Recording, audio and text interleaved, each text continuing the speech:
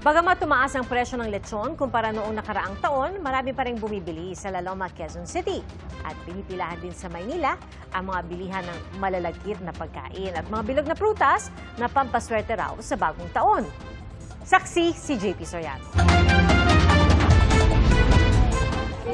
Isang araw bago ang bisperas ng bagong taon, dagsa ang mga mamimili sa Divisoria sa Maynila. Ang hanap ng ilan, bilog na prutas na pampaswerte raw. 25 pesos ang kada piraso ng pongkan at lemon. 40 pesos naman ang orange, apple at peras, habang 50 pesos ang persimmon. Ang kalahating kilo naman ng ubas o grapes aabot sa 180 pesos. Kung maramihan ang bibilhin, mas makakamura sa may San Nicolas sa Binondo, Maynila. Ang isang kahong Fuji apple na 72 piraso, nasa 1,750 pesos. Ang 120 pirasong pongkan, 450 pesos lang. Kagaya may party ang mga seniors, ilalagay yan sa gitna. We have to share. Sinasabing dapat 12 uri ng bilog na prutas daw ang bilhin sa pagsalubong sa Year of the Fire Horse at 2026. Swerte na rin kung may tigi isang piraso ng 5 uri ng bilog na prutas, sabi ng mga fruit stall vendors. Yung apple daw po, which means the peace, the harmony, and the safety. And pang-apat po is pomelo, which is the family unity, yung blessings and the protection. And then lastly po is the pineapple, which will give us a good fortune and prosperity. Bukod sa mga bilog na prutas, mabenta rin ang mga pagkaing malalagkit. Pinaniniwalaan kasing magkakaroon ng madikit na samahan ang mga ganitong pagkain. Kaya sa kilalang bilihan ng tikoy, mahaba na ang pila. Wala na rin naman mawawala kung papaniwalaan kasi parang naging kaugalian na rin, ginagawa na rin for the longest time. So why not continue na rin?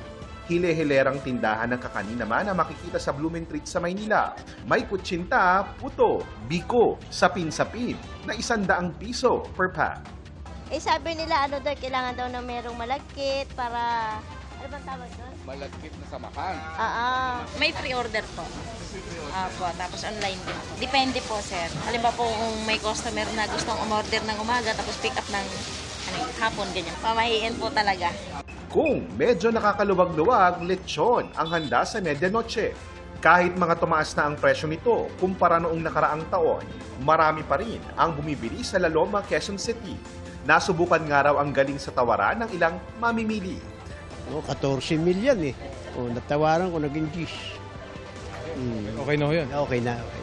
Sabi ng ilang nagtitinda, malaki ang ibinaba ng kanilang benta kung ikukumpara sa mga nakaraang taon.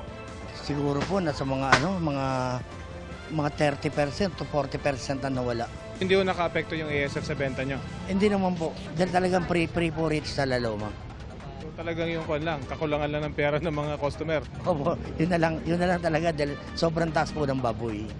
Nag-iikot ang mga kawani ng Quezon City Veterinary Department para matiyak na sumusunod sa kanilang panuntunan ang mga lechonero.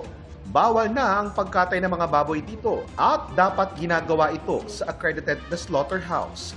Ayon sa ilang tindahan, karamihan sa kanilang mga lulutuing lechon simula bukas sa madaling araw, may naka-order na. Umaasa silang madadagdagan ang mga walk-in para naman daw madagdagan ang kanilang benta at makabawi sa mga mababang benta nitong nagdaang Pasko.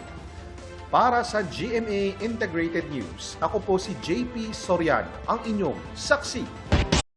Mga kapuso, maging una sa saksi. Mag-subscribe sa GMA Integrated News sa YouTube para sa iba't ibang balita.